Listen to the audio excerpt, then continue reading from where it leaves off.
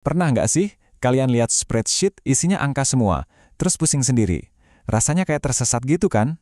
Nah, hari ini kita bakal belajar cara mengubah angka-angka yang bikin pusing itu jadi cerita visual yang gampang banget dimengerti. Yuk kita mulai. Ya, data mentah itu ibaratnya kayak gitu. Kita dikasih daftar panjang koordinat buat keliling kota. Titiknya sih ada semua, lengkap. Tapi kita nggak tahu mana utara, mana selatan, nggak ada petunjuk jalan, nggak ada tujuan. Bingung banget kan? Nah, disinilah visualisasi data berperan. Anggap aja ini peta pintarnya. Dia yang ngambil semua koordinat rumit tadi, terus diubah jadi jalur yang jelas. Kita jadi tahu, oh kita lagi di sini, dan tujuan kita ke sana. Gampang kan? Oke, jadi ini dia nih rute perjalanan kita hari ini. Pertama kita bedah dulu apa bedanya data mentah sama informasi. Terus kita lihat berbagai jenis peta visualnya, kita juga belajar cara bacanya, dan yang paling penting kita bakal bahas jebakan-jebakan yang harus dihindari biar nggak salah jalan. Siap? Oke, pertama-tama penting banget buat kita paham bedanya data mentah sama informasi. Bayangin aja data mentah itu kayak kepingan puzzle yang acak-acakan. Nah, informasi itu gambar utuh yang kita dapat setelah semua puzzle-nya tersusun. Coba deh bayangin, ada ribuan struk belanjaan. Satu persatu sih datanya benar, akurat. Tapi kalau ditumpuk gitu aja, kita nggak dapat gambaran besarnya. Produk mana sih yang paling laku? Jam berapa toko paling rame? Siapa pelanggan setia kita? Nggak kelihatan. Itu semua cuma, ya, tumpukan data aja, kayak suara bising. Nah, inilah gunanya visualisasi data. Dia itu kayak GPS kita. Dia yang mengubah semua kebisingan data tadi jadi sinyal yang jelas. Dia yang nunjukin jalannya. Jadi, tantangannya sekarang, gimana caranya kita ambil semua struk belanja tadi, terus kita sulap jadi cerita yang bisa kita pahami dalam hitungan detik. Mungkin nggak sih? Dan boom, ini dia keajaibannya. Coba lihat deh, grafik ini langsung nunjukin sesuatu yang kalau kita cari di tabel bisa berjam-jam. Ada lonjakan pengunjung gede banget jam 11 pagi. Nah, wawasan kayak gini, mungkin ada promo atau pas jam istirahat, ini yang bisa jadi dasar buat keputusan bisnis yang cerdas. Kenapa bisa secepat itu? Soalnya, otak kita itu emang dirancang buat memproses gambar ribuan kali lebih cepat daripada teks. Makanya, dengan visualisasi, kita jadi gampang banget lihat pola, nemuin masalah, dan akhirnya bikin keputusan yang lebih tepat dan lebih cepat. Ini tuh persis kayak aplikasi peta di HP kita. Aplikasinya kan nggak ngasih kita daftar koordinat yang panjang, tapi dia mengubah semua data rumit itu jadi peta yang simpel yang langsung nunjukin rute tercepat, di mana ada macet, dan gimana cara terbaik buat sampai tujuan. Tapi tentu aja, nggak semua peta itu sama. Kalau kita butuh peta jalan tapi malah pakai tampilan satelit, bisa bingung kan? Nah, sama kayak data. Kita harus pilih jenis grafik yang pas buat pesan yang mau kita sampaikan. Yang pertama, ada grafik batang. Ini jagoan banget kalau kita mau bandingin jumlah di beberapa kategori berbeda.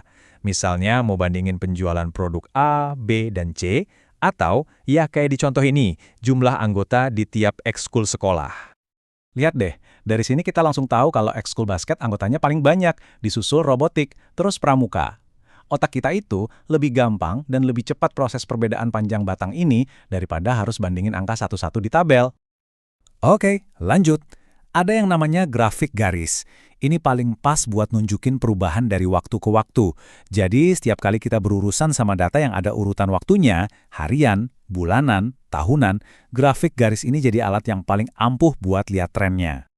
Kekuatan utama grafik garis itu ya ini, dia bisa nunjukin arah, lagi naik, lagi turun, atau datar-datar aja.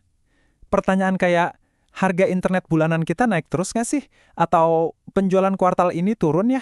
Semua itu bisa dijawab secara visual, jadi kita gampang banget lihat arah ceritanya. Terus ada juga diagram lingkaran, atau yang lebih kita kenal sebagai pie chart. Nah, ini dipakai kalau kita mau nunjukin gimana satu kue utuh dibagi jadi beberapa potongan, atau dengan kata lain, buat nunjukin komposisi dalam persen. Jadi kita bisa langsung lihat proporsinya, siapa yang dapat potongan kue paling besar. Tapi ada catatan penting nih, pie chart itu paling bagus kalau kategorinya sedikit. Kalau potongannya kebanyakan malah jadi pusing dan susah dibaca. Oke, jadi sekarang kita udah tahu cara pilih petanya. Tapi peta yang bagus itu kan nggak cuma akurat, tapi juga harus gampang dibaca. Yuk, sekarang kita bedah apa sih yang bikin sebuah visualisasi itu benar-benar efektif? Ada 3 elemen kunci nih. Pertama, logika. Ini soal datanya harus benar dan jujur, nggak menyesatkan. Kedua, estetika. Desainnya harus bersih dan jelas, nggak bikin pusing. Dan ketiga, konteks. Penonton harus paham apa yang mereka lihat dan kenapa itu penting. Visualisasi yang paling keren itu ada di tengah-tengah pertemuan ketiganya. Tanpa logika, ya cuma gambar cantik tapi bohong. Tanpa estetika, datanya benar tapi susah dimengerti. Dan tanpa konteks, ya cuma angka tanpa cerita. Nah, sekarang kita masuk ke bagian yang penting banget, sebuah peringatan. Sama kayak peta yang bisa sengaja dibikin salah buat menyesatkan orang, grafik juga bisa dipakai buat memanipulasi kebenaran. Poin pentingnya apa? Kita harus jadi penikmat visual yang kritis. Karena grafik itu bisa didesain buat menipu, sengaja ataupun enggak. Coba deh kita lihat salah satu trik yang paling sering dipakai. Ini dia trik klasiknya, manipulasi skala sumbu Y. Lihat deh, dengan nggak mulai dari angka 0, perubahan yang sebenarnya kecil banget bisa kelihatan kayak lonjakan atau penurunan yang dahsyat. Ini namanya melebih-lebihkan cerita secara visual. Bukit kecil jadi kelihatan kayak gunung. Dan soal integritas data, ini bukan cuma soal jujur nampilin angka, tapi juga soal menghargai sumber datanya. Kita punya tanggung jawab buat melindungi privasi orang-orang di balik data itu. Pastikan info pribadi mereka aman dan nggak bisa dilacak. Oke, kita udah hampir sampai di tujuan nih. Sekarang, mari kita rangkum 3 pilar utama yang bakal mastiin komunikasi data kita selalu efektif dan bisa dipercaya. Ingat 3 hal ini ya. Pertama, efisiensi. Pakai visual biar orang cepat paham. Kedua, presisi. Pilih grafik yang pas, jangan asal comot. Dan yang ketiga, integritas. Selalu jujur, simple, dan jaga keamanan data. 3 pilar ini kuncinya.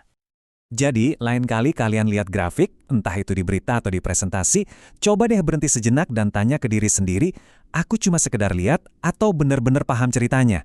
Nah, disitulah bedanya antara jadi penonton pasif dengan jadi pembaca data yang cerdas.